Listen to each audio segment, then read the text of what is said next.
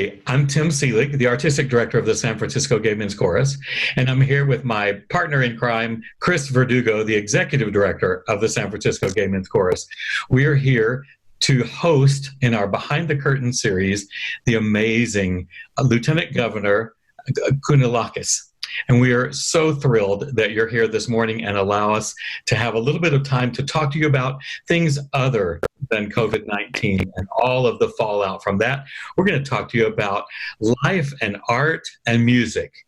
It'll be a good respite from your day. Welcome. Well, Tim, thank you so much. It's wonderful to be here with you. And like so many other San Franciscans, I've enjoyed the music of the Gay Men's Chorus for such a long time. The music, the talent, and of course the inspiration that you always bring to your performances. So it's really an honor to be with you. Really involved with the state's response to COVID, which has had a significant impact on California. Can you share how things are progressing and what you see, especially through the month of May?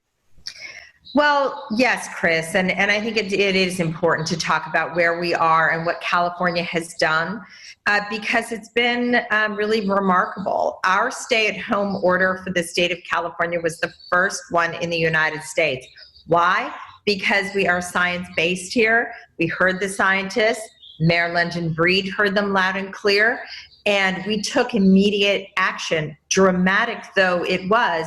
And frankly, not only have we flattened the curve, we have severely flattened that curve. And as a result, avoided what really could have been massive casualties in our state. So that's all good news. But as we know, the economic impact has been really extraordinary, and it's estimated by PPIC, the Public Policy Institute of California, which is located right in San Francisco.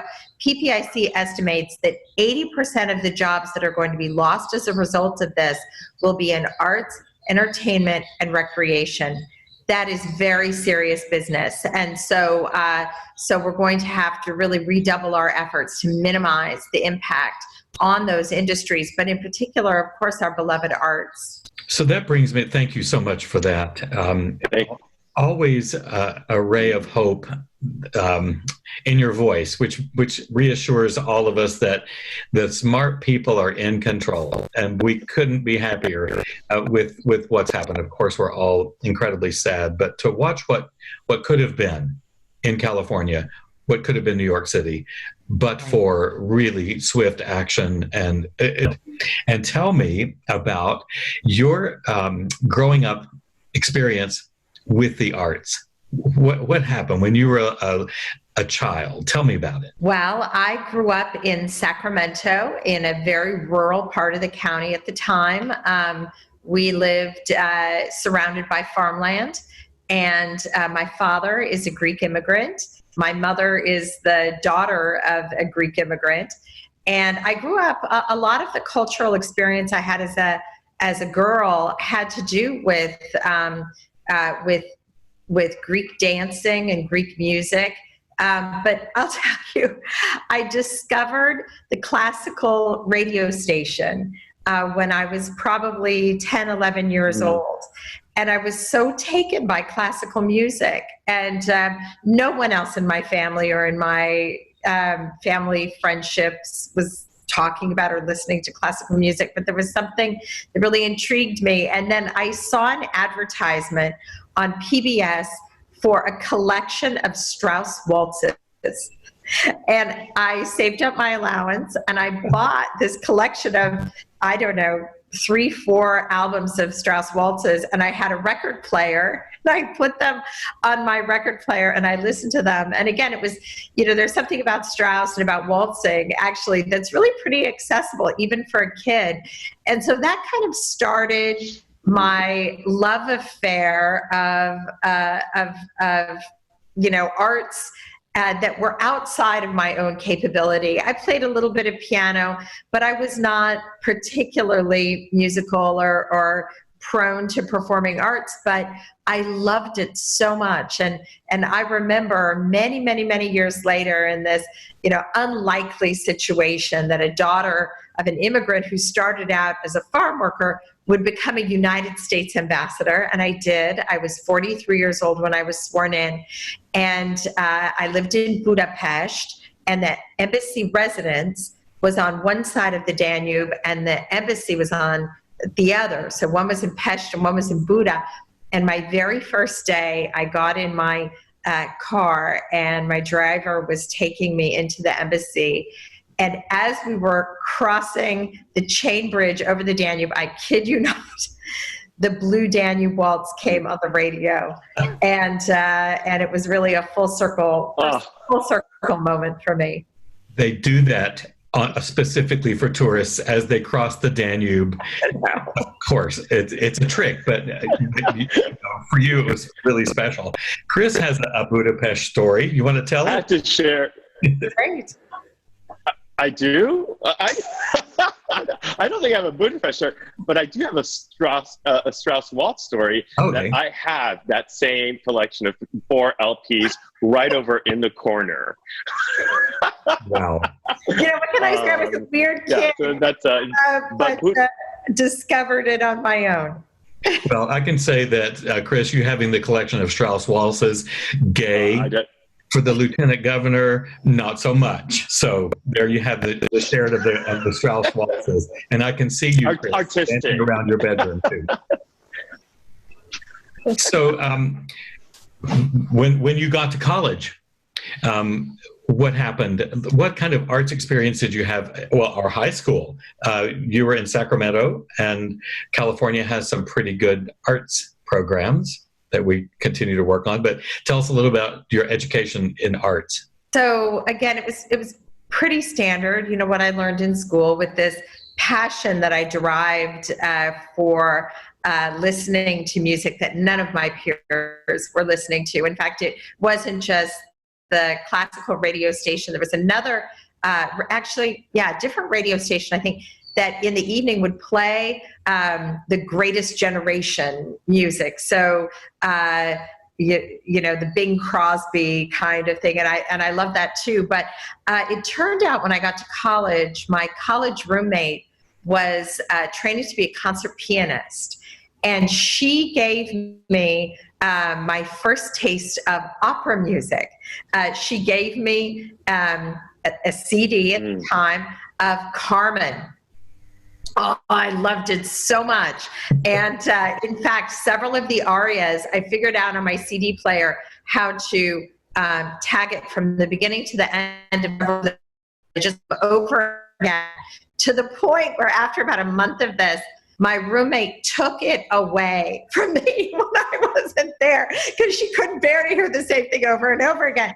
But she was wonderful, ended up marrying an opera singer who sings at the Met. Actually, his name is Nathan Gunn, and he's performed in San Francisco. Oh. He's the barber of Seville. So Nathan. Julie and Nathan were, again, this wonderful connection to me, to classical music, and even to our own War Memorial, where I also had the opportunity to serve as trustee of the San Francisco War Memorial. So I'm a fan. I think that's really how I would sum it up. Well, your roommate married opera royalty. Nathan Gunn has one of the most beautiful voices of any human on the planet, and is a real mensch. I actually have gotten to meet him as well. So my question is, do you still own the 4 CD set of Strauss or Carmen? Sadly, no. Well, I certainly have CDs, but I don't have the actual records anymore. Right. I have the CDs, and Carmen to this day is still one of my favorites. I don't know why. I love it. I love it. All of that. I wanted to say we also had Mayor Breed on behind the curtain yesterday, and it's really it's just, I think, wonderful, and a true indicator of how you both were brought up. The daughter of immigrants and Mayor Breed growing up in a tough town, and how the two of you have become formidable leaders of our state. I want to acknowledge that, because you are role models, for young people, and and for adults, and especially for young girls. And that is really important. And I admire that, and I want to applaud you for that. Yeah. We're very blessed in San Francisco with our mayor. And I think she really will go down in history, not just for our city, but for the entire country, for her early action around. We have with COVID. Much to be grateful for. That's for sure. So when we were doing our spring show at Davies Symphony Hall, when the mayor took her courageous step and said all city-owned buildings are closing, and we were 2 weeks away from our big spring show, and of course we've canceled our June show, and we don't even know about next year. In the meantime, that's why you're here, is because we decided that if we couldn't sing on the stages, which will be a long time coming, that we would provide entertainment and education and outreach, a content on what is SFGMC TV. We're calling it that, although it's not going to be on TV. It's on this little TV. And so we've been punting along with everybody else in the creation of content. And it's one of the things that we're going to continue to do through the fall. But of course, for people that are planning, and we have a large organization, and as you know, we just purchased a building a year ago, a large building, and founded the National LGBTQ Center for the Arts. And that was just in its blossoming stage when all of this shut down. So we're here, and we are committed, as I know you are, to the arts, but to community arts. Can you tell me in San Francisco, I'm not going to ask you to some of your favorites, because I already know that it's the opera. If you were on the War Memorial Board, you had no choice, and the ballet and the symphony. But outside those parameters, tell me something in San Francisco that delights you. Well, so I have raised a couple of kids in San Francisco. Both of them started playing guitar actually when we were in Budapest. One of them has continued to play, and so we go down to Fort Mason all the time. And Blue Bear Music has been really a gift to our family. Ian, our guitar player, likes really hard rock, which is a little bit not quite the music that I grew up with, but he's a junior in high school, and he has been playing with Blue Bear for a few years, and they do these wonderful things. They take all their kids, periodically they do these performances, and they do them in great venues like the Bottom of the Hill Club, and these kids get to go on these stages that are really historic stages, and they get to play and jam with each other, and we absolutely love it. My goddaughter is a blossoming thespian, and she has been performing for many years now with the Children's Theater, also down in Fort Mason. So I'll tell you, I love kids. I love seeing kids taking those first steps onto the stage. I love seeing how they become connected to their bodies, to their sense of identity, to their confidence, and frankly, their own sense of empowerment as young people through the performing arts. So I will tell you, watching kids, whether it's in school performances or these other, the kinds of programs they have down at Fort Mason, but all over the city, that really just gives me incredible joy. It is. That's wonderful. So when this pandemic is over, and it will be over, and we'll be in a new normal, I'm curious it's a two-part question. What you're most looking forward to returning? And that doesn't necessarily have to be in the arts, but whatever you're most looking forward to. And then what are you most looking forward to us keeping from this, from this pandemic during this time? Because arts organizations have been incredibly creative and innovative during this time. So I'm wondering what you're interested in seeing return, and what you're interested in seeing, kind of stay in the digital world. Well, let me say, first of all, I want to see everything return. I want to see it all return. The arts are such an incredibly important fabric for the identity of us as San Franciscans. You know, from the Summer of Love, from Isadora Duncan to the Summer of Love, to all of the ways that the arts defines us as one of the most culturally significant cities in the world. You know, tourism is an incredibly important part of the San Francisco economy as well. We need to see people coming back again, not just from other parts of the state or the country, but international tourism coming back to our city. We need people crowded back on our little cable cars that climb halfway to the stars. Mm-hmm. We want to see everything come back. And so for those organizations that are trying to hang on right now and get through this, I encourage you to go to the California Arts Council website for support and programs that will help you. To also encourage you to go to our state website to find SBA loans and other kinds of programs that we are able to provide and help you access. So that's the covid19.ca.gov. These websites are really easy to use now. They're pretty comprehensive in terms of the programs that are out there. There are also, of course, Mayor Breed has put $1.5 million into helping arts organizations stay afloat. And to others who are watching, dig deep if you have the resources to be able to provide support through your own philanthropy.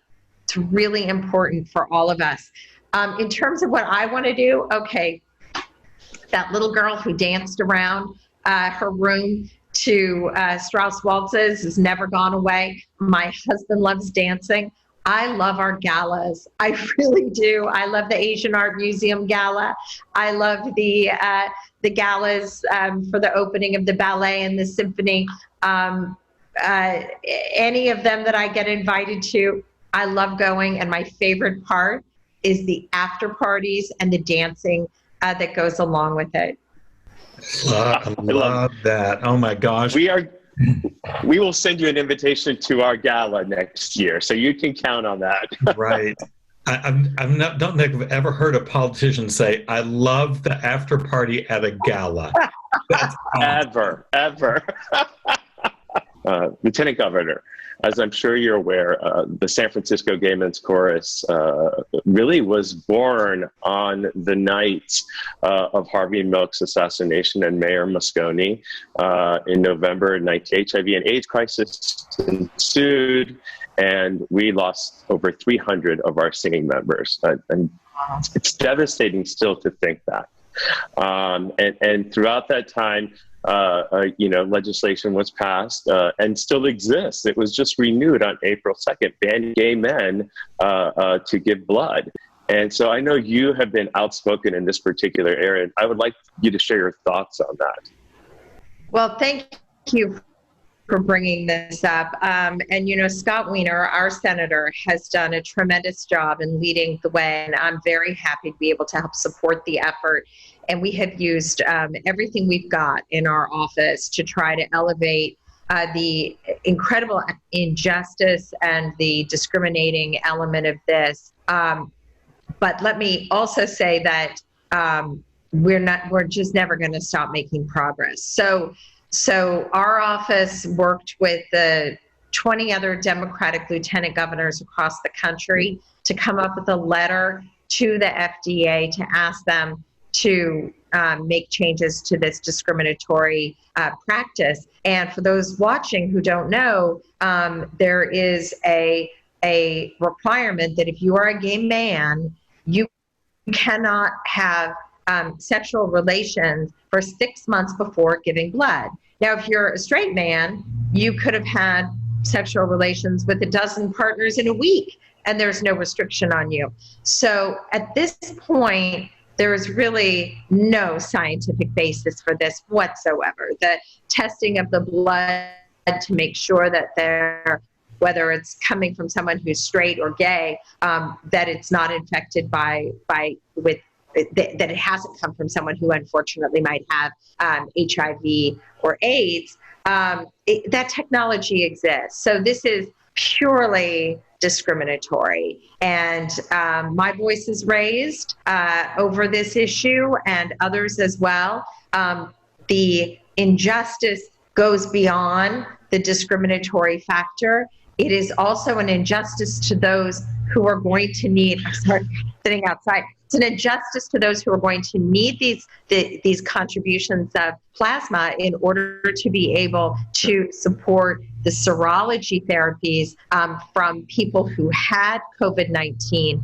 Their blood is going to be important, and we cannot turn away gay men who frankly, many of them are, I think, more than average inclined to help the public good. We all, look for a way to serve. How can I be of service in this moment?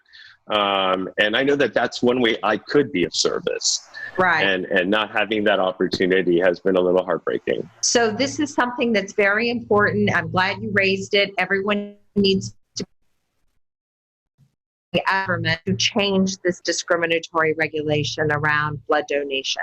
Can you just tell me how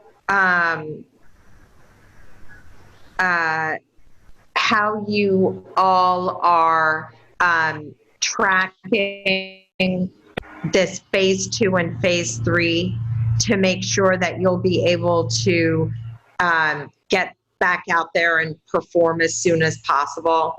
Are you aware of this 2-stage reopening? It's actually 4 stages altogether, right. But stage 2, phase 2 is are things where you can go back to manufacturing or places of work and stay 6 feet apart, maybe wear a mask, sort of protocols around basic social distancing.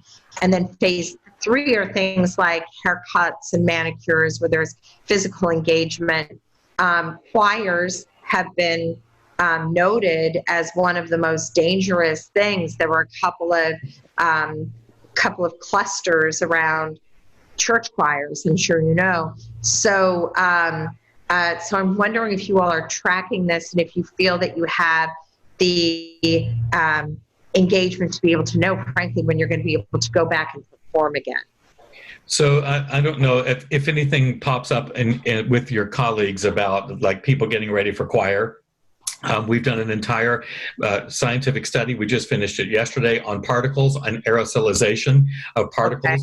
How far you really have to be apart, and we have an entire set of protocols that when we start, it's a massive undertaking. The marking off of 6 feet while they wait to get in rehearsal, hand washing when they get there, they'll wear masks.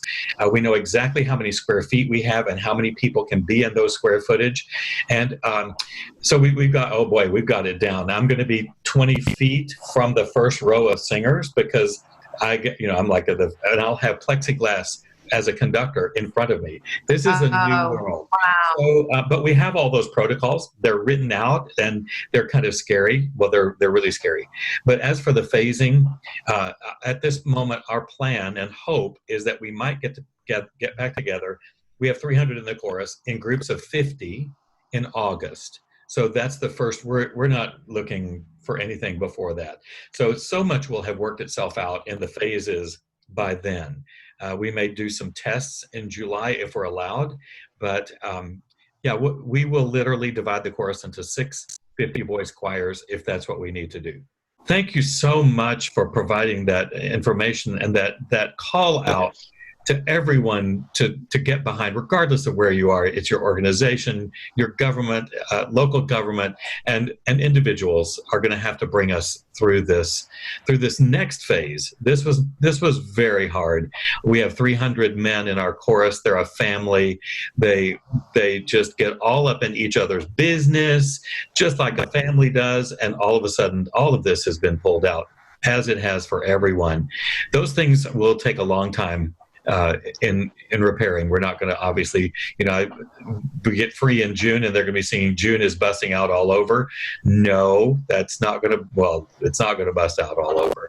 So as we go through the long term, I will tell you from my heart, it is so wonderful to have an ally like you in the position where you are. Someone who believes in the arts, understands the arts. Not all politicians do. And we are so grateful to you for your support and for your bright light that you are giving to all of us. Thank you so much. Thank you, Yes. Tim. Thank you, Chris. Thank Indeed. you, San Francisco Gay Men's Chorus, and all of the wonderful supporters who keep it going, the wonderful community that you are. Thank you. Thank you. Have Thank a you. wonderful day.